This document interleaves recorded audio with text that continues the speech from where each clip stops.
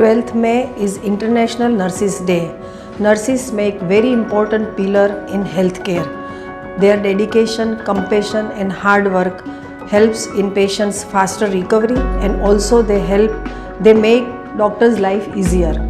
So here is wishing all the nurses a very happy International Nurses Day on behalf of Epic Hospital. Keep smiling, keep working, keep helping in healing mankind. Thank you. Hi, I am Annie Varghese, Nursing Superintendent on behalf of Epic Hospital.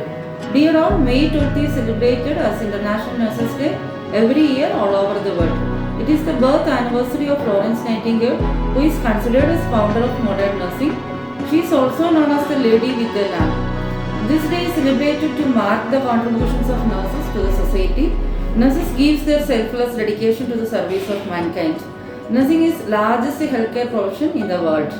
I would like to say big thanks to all each and every nurses for their dedication, commitment, compassion, and for providing outstanding care to their patients on a daily basis.